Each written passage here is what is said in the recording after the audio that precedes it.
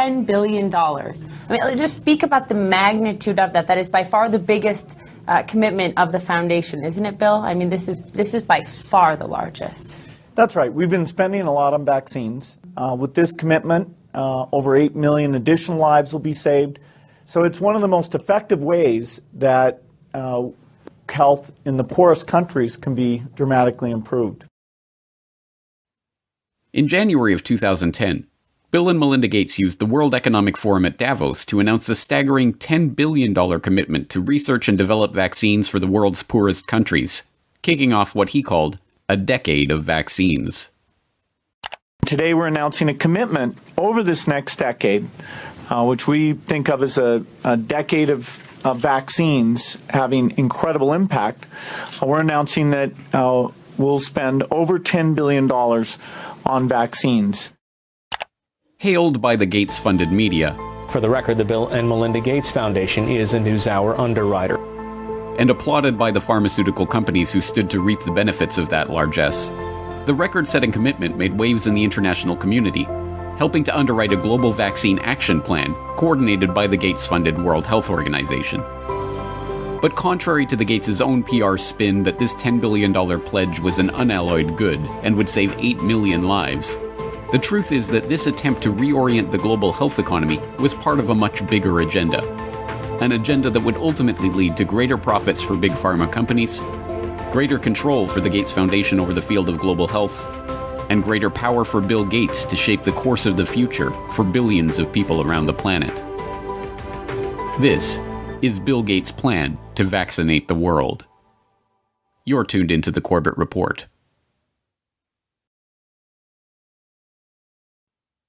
Given Gates' pledge to make this a decade of vaccines, it should come as no surprise that, since the dawn of this coronavirus crisis, he has been adamant that the world will not go back to normal until a vaccine has been developed.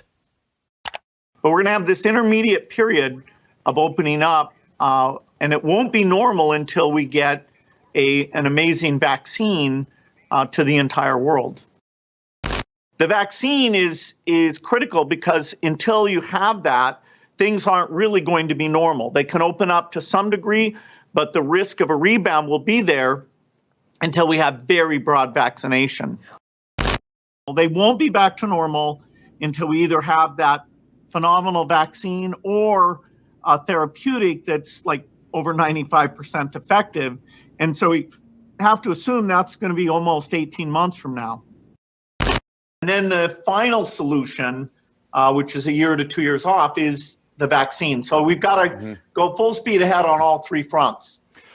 Just to head off the conspiracy theorists, maybe we shouldn't call the vaccine the final solution. Maybe just the best solution. Okay.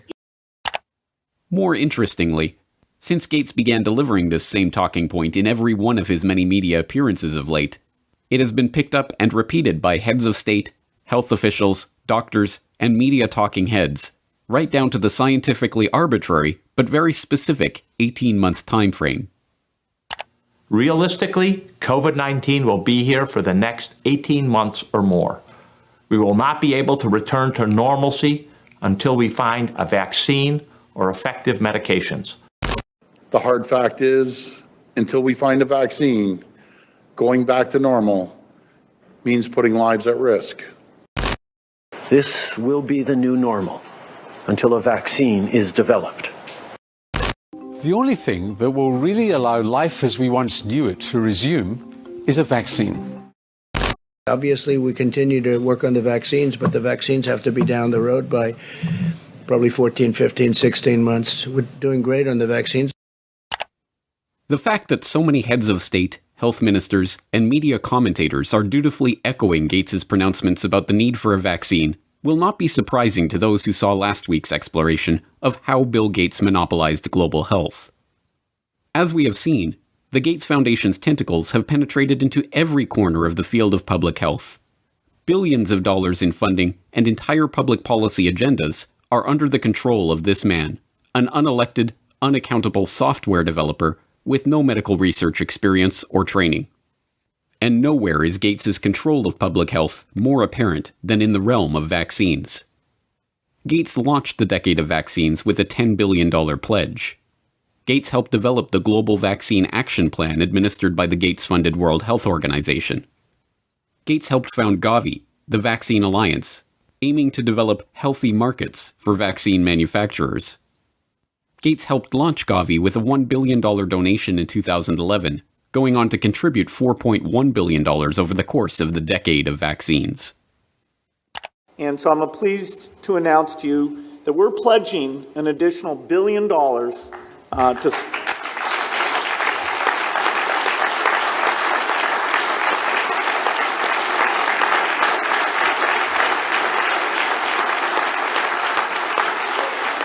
Thank you.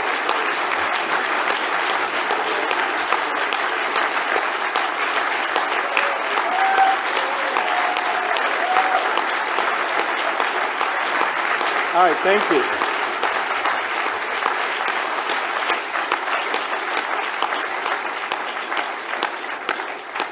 It's not every day we give away $1 billion. One of the Gates Foundation's core funding areas is vaccine development and surveillance, which has resulted in the channeling of billions of dollars into vaccine development, a seat at the table to develop vaccination campaigns in countries around the globe, and the opportunity to shape public thinking about Bill Gates' pet project of the past 5 years, preparing rapid development and deployment of vaccines in the event of a globally spreading pandemic. If anything kills over 10 million people in the next few decades, it's most likely to be a highly infectious virus. Whether it occurs by the quirk of nature or at the hand of a terrorist, epidemiologists show through their models that a respiratory spread pathogen would kill more than 30 million people in less than a year. And there is a reasonable probability of that taking place in the years ahead. Many high-profile personalities have been gathering at this year's World Economic Forum in Davos, which aims to discuss and deal with the globe's most pressing issues. Amongst them is the Microsoft founder Bill Gates. His foundation is investing millions in the Coalition for Epidemic Preparedness Innovations to help combat infectious diseases. Here's some of what he had to say about his push to develop new vaccines. Unfortunately, it takes many years to do a completely new vaccine. The design, the safety reviews, costs, the manufacturing, all those things mean that an epidemic can be very widespread before that tool would come along. And so after Ebola, the global health community talked a lot about this, including a new type of vaccine platform called DNA-RNA that should speed things along. And so this Coalition for Epidemic Preparedness Initiative, CEPI, is 3 countries, Japan, Norway, Germany, and 2 foundations, Wellcome Trust, who we work with on a lot of things, and our foundation, Gates Foundation, coming together to fund actually trying to use that platform and make some vaccines, and so that would help us in the future. We know vaccines can protect us. We just need to be better prepared. So let's come together. Let's research and invest. Let's save lives. Let's outsmart epidemics.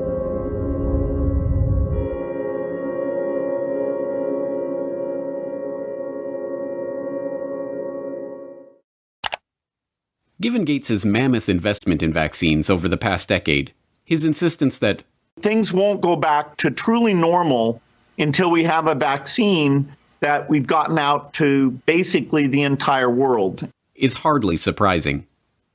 What should be surprising is that this strangely specific and continuously repeated message, that we will not go back to normal until we get a vaccine in 18 months, has no scientific basis whatsoever. Medical researchers have already conceded that a vaccine for SARS-CoV-2 may not even be possible, pointing to the inability of researchers to develop any kind of immunization against previous coronavirus outbreaks, like SARS or MERS. But even if such a vaccine were possible, serious concerns remain about the safety of developing, testing, and delivering such an amazing vaccine to the entire world in this remarkably short time frame. Even proponents of vaccine development openly worry that the rush to vaccinate billions of people with a largely untested experimental coronavirus vaccine will itself present grave risks to the public. One of these risks involves disease enhancement. It has been known for over a decade that vaccination for some viral infections, including coronaviruses, actually enhances susceptibility to viral infection or even causes infections in healthy vaccine recipients. Now, the issue of safety, something that I want to make sure the American public understand.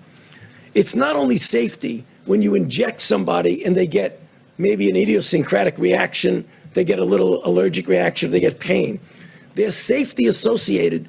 Does the vaccine make you worse? And there are diseases in which you vaccinate someone, they get infected with what you're trying to protect them with, and you actually enhance the infection. This is no mere theoretical risk. As researchers who were trying to develop a vaccine for the original SARS outbreak discovered, the vaccine actually made the lab animals subjected to it more susceptible to the disease. One of the things that we're not hearing a lot about is the unique potential safety problem of coronavirus vaccines. This was first found in the early 1960s with the respiratory syncytial virus vaccines, and it was done here in Washington with the NIH and Children's National Medical Center, that some of those kids who got the vaccine actually did worse. And I believe there were 2 deaths in the consequence of that study, because what happens with certain types of respiratory virus vaccines, you get immunized, and then when you get actually exposed to the virus, you get this kind of paradoxical immune enhancement phenomenon. And we don't entirely understand the basis of it, but we recognize that it's a real problem for certain respiratory virus vaccines. That killed the RSV program for decades. Now the Gates Foundation is taking it up again. But when we started developing coronavirus vaccines, and our colleagues, we noticed in laboratory animals that they started to show some of the same immune pathology that resembled what had happened 50 years earlier. This specific issue regarding coronavirus vaccines is exacerbated by the arbitrary and unscientific 18-month time frame that Gates is insisting on for the vaccine's development. In order to meet that deadline, vaccine developers are being urged to use new and largely unproven methods for creating their experimental immunizations, including DNA and mRNA vaccines. For a self-described wartime president, victory over COVID-19 equals a vaccine. I hope we're going to have a vaccine, and we're going to fast track it like you've never seen before. Adding Trump-style branding, the administration launched Operation Warp Speed, a multi-billion-dollar research and manufacturing effort to shorten the typical year-plus vaccine development timeline. We're going to start ramping up production with the companies involved. And you do that at risk. In other words, you don't wait until you get an answer before you start manufacturing. You, at risk, proactively start making it, assuming it's going to work. You're thinking 18 months, even with all the work that you've already done to this point and the planning that you are taking with lots of different potential vaccinations and building up for that now? Yeah, so there's an approach called RNA vaccine that people like Moderna, CureVac, and others are using, that in 2015 we'd identified that as very promising for pandemics and for other applications as well. And so if everything goes perfectly with the RNA approach, we could actually beat the 18 months. We don't want to create unrealistic expectations. So the concept of an RNA vaccine is, let's inject the RNA molecule that encodes for the spike protein. It's making your cell do the work of creating this viral protein that is going to be recognized by your immune system and trigger the development of these antibodies. Our bodies won't make a full-fledged infectious virus, they'll just make a little piece and then learn to recognize it and then get ready to destroy the virus if it then later comes and invades us.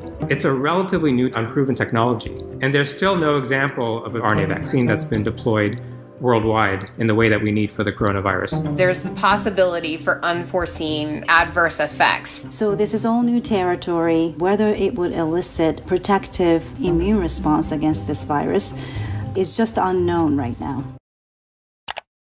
Rushing at warp speed to develop a new vaccine using experimental technology, and then mass-producing and delivering billions of doses to be injected into basically the entire world before adequate testing is even done,